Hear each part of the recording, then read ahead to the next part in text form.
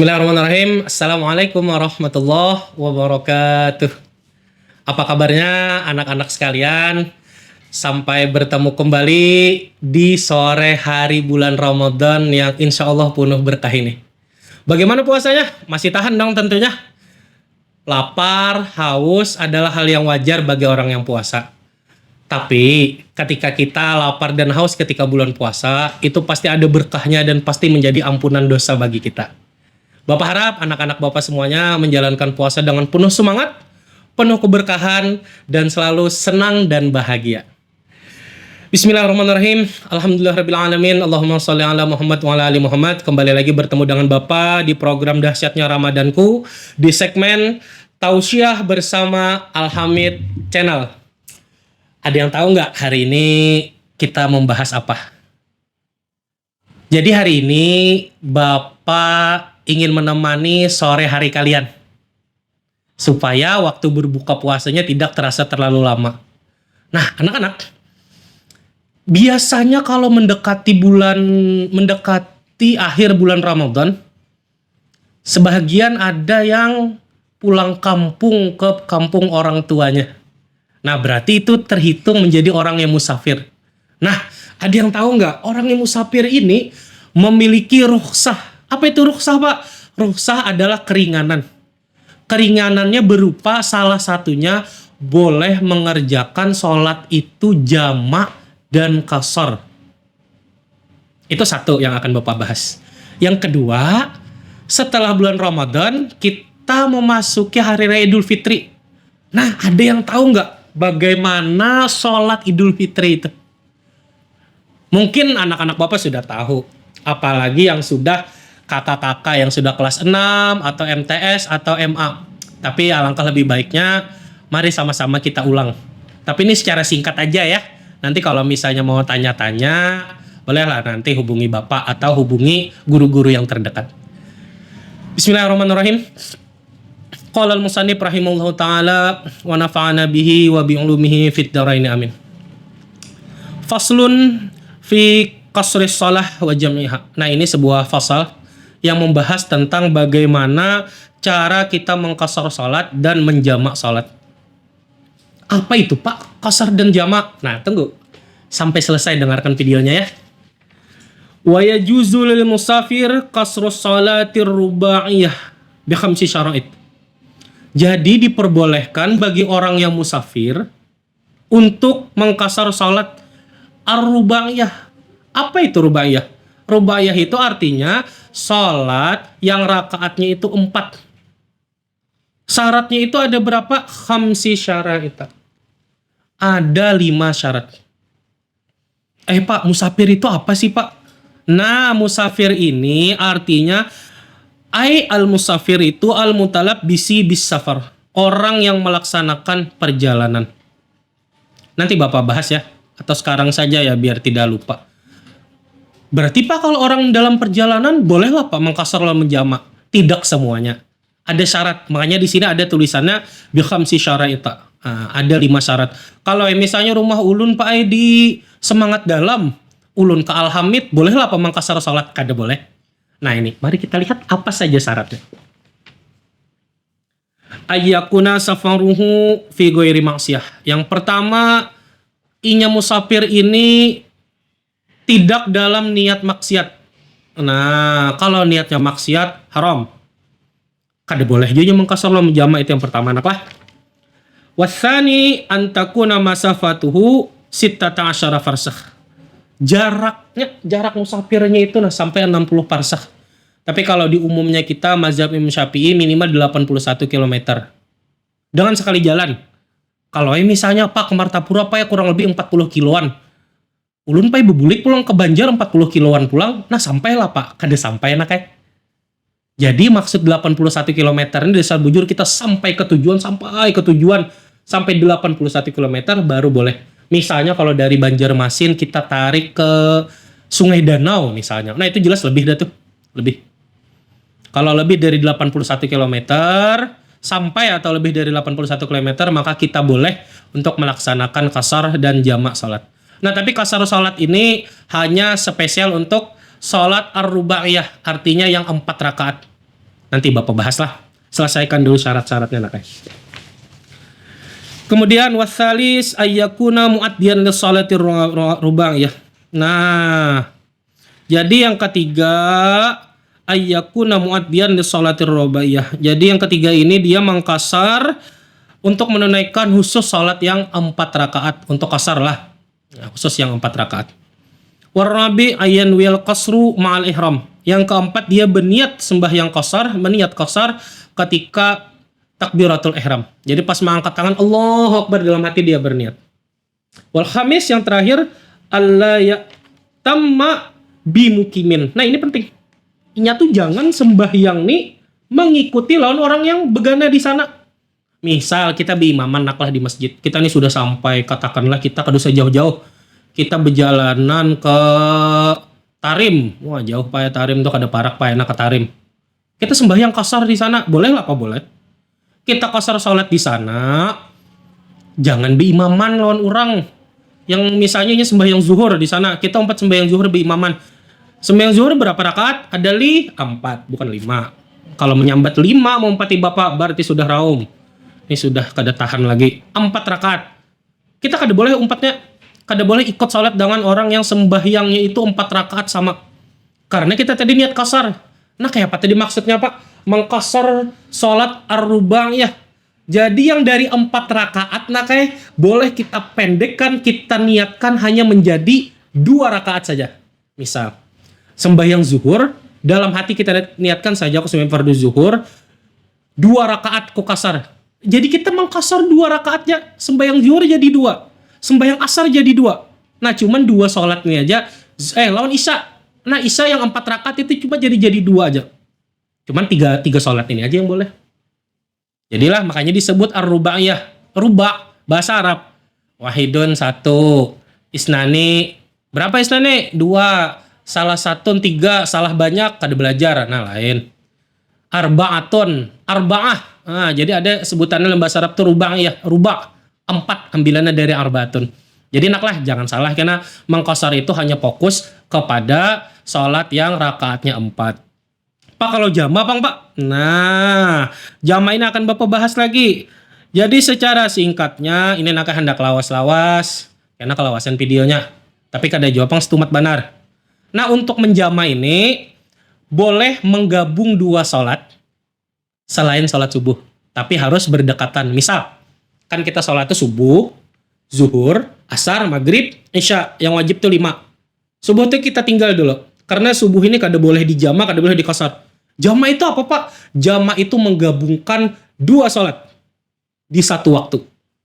Jadi misalnya kita boleh menggabung itu zuhur dengan asar, maghrib dengan maghrib dengan isya. Tapi kada boleh lompat, Pak ulun hendak menggabung zuhur dengan isya. Nah, kada boleh. Nah, kayak jangan mengada-ngada pian lah. Kada boleh. Jadi zuhur dengan asar, maghrib dengan isya, seperti itu. Nah, kalau misalnya digabung ini, misalnya naklah kita tuh sudah sampai waktu zuhur, lagi musafir nih. Kita hanya menggabung. Boleh ketika masuk waktu zuhur, kita boleh langsung mengerjakannya digabung dengan waktu asar. Di zuhur tuh Pak, kita sholat zuhur sekaligus kita jamak. Jadi boleh di waktu zuhur. Untuk jamak sendiri terbagi menjadi 2. Yaitu jamak takdim dan jamak takhir.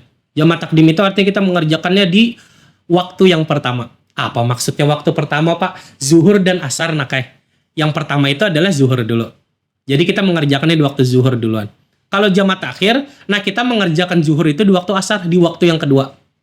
Jadi pas sudah sampai waktu asar, kita kerjakan zuhur dan asar di waktu itu. Pak, berarti ulun tertinggal lah pas sholat zuhur? Tidak, nah, tidak. Tapi asalkan diniatkan untuk jamak takhir.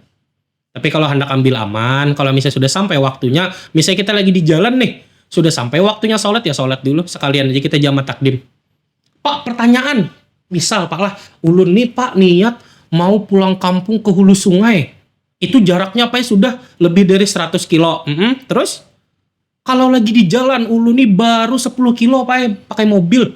Sekalinya sampai sudah waktu zuhur. Ulun harus menunggu 81 km lah Pak baru boleh jama dan kasar. Jawabannya tidak. Tidak perlu. Kalau pian sudah keluar dari kampung pian misalnya nih, kayak Bapak rumah Bapak di situlah. Di situ mana Pak? Di Semangat Dalam. Bapak sudah keluar dari Semangat Dalam. Sekalinya azan zuhur, Bapak boleh langsung singgah untuk melaksanakan sholat jamaah dan qasar. Jadi kada perlu sampai 81 kilometer. Nah ini nakah Islam ini sangat mempermudah, sangat-sangat mempermudah untuk masalah ibadah. Tidak ada ibadah yang menyulitkan tuh, tidak ada. Sama halnya dengan puasa. Dodo Bapak nih puasa nih sulit Pak, ulun lapar dan haus. Gini nak, lapar dan haus itu sebenarnya hanyalah pikiran pian. Kada apa perut ulun lapar iya. Ini nah Bapak kasih analogi lah malam. Malam nih pian tidur jam 9. Jam 9 tidur. Waktu tidur ada makan lah nak? Tidak ada loh. Tidak ada waktu makan. Karena pian makan jam berapa? Jam 7. Oke, jam 7. Jam 9 pian goreng lah. Kita hitung sama-sama. 10, 11, 12, 1, 2, 3, 4, 5, 6, 7. 10 jam pian kadeda makan minum. Adalah abut pian. Kadeda santai aja. Yang sebenarnya bikin lapar dan haus itu karena pikiran pian, wah aku kayaknya bila buka puasa hendak makan ini, hendak makan itu. Itu aja nak yang mulah repot. Jadi sebenarnya Bapak yakini dan ini memang di agama kita tidak ada agama yang menyulitkan maksudnya tidak ada ajaran agama yang menyulitkan kita. Tidak ada. Semangat loh puasanya, sedikit lagi buka. Kalau bahasa zaman Bapak dulu, kalau sore-sore ini ngabuburit jar waktu santai untuk menunggu buka puasa. Tapi kalau kita anak-anak alhamid nunggu waktu buka puasanya dengan cara nonton video yang insya Allah bermanfaat. Nah ini satu Bapak bahas. Yang kedua satu lagi. Karena pian bingung. Tiba-tiba kena sholat Idul Fitri. Apa yang dibaca Pak? Kenapa takbirnya banyak banget Pak? Nah ini kita bahas. Bapak bahas singkat aja. Wa sholatul aidain sunnatun muakkadatun. Jadi menurut kita Fathul Qarib di sini tulisannya sholat aidain, maksudnya sholat id, yaitu sholat Idul Fitri dan Idul Adha, hukumnya sunnatun muakkadatun. Sunnah muakkad. Apa itu sunnah muakkad? Artinya ini sangat-sangat dianjurkan. Sangat-sangat dianjurkan. Sayang loh kita kadang mengerjakannya sholat Idul Fitri itu setahun sekali aja, nak. Setahun sekali aja. Kayak apa Pak cara mengerjakannya? Nah nih, dengari Bapak. Wahya rok'atani. Jadi sembahyang id itu ada 2 rakaat. Jangan lebihan. Kalau 3 maghrib 2 rakaat aja. Wa yukabbira fil ula sab'an siwa takbiratul ihram. Jadi di rakaat pertama kita itu harus bertakbir 7 kali. 7 kali lah. Jangan kelingat, jangan lebihan. Tapi siwa takbiratul ihram, selain takbiratul ihram. Jadi gini. Kita kan takbiratul ihram. Allahu Akbar. Nah ini kada dihitung takbir. Kada dihitung. 7 kali itu setelah ini kada dihitung sekali. Baru kena Allahu Akbar 7 kali. 7 kali. Bacanya apa Pak? Subhanallah walhamdulillah wala ilaha illallah wallahu akbar. Itu kita baca. Wa yukabbiru fi raq'atis tsaniyah khamsan. Nah kalau rakaat pertama 7, rakaat kedua cuma 5 saja. 5 takbir. Siwa takbiratul qiyam. Selain daripada takbir ketika berdiri. Ini kalau ada yang hanya tahu, Pak Jar, kalaunya awal sholat, kita tuh kan bertakbir sebutannya takbiratul ihram.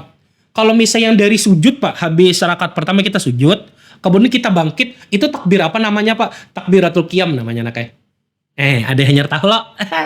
Ingatlah namanya takbiratul qiyam. Nah jadi selain dari Allahu Akbar kita bangun, itu kada dihitung. Baru 5 kali lagi. Seperti itu. Kadang alih. Anak-anak, Bapak tidak terlalu banyak yang Bapak sampaikan. Khawatirnya kalian terlalu banyak dicatat nanti. Kasihan kebanyakan yang dicatat. Tapi mudah-mudahan yang sedikit ini bisa berguna.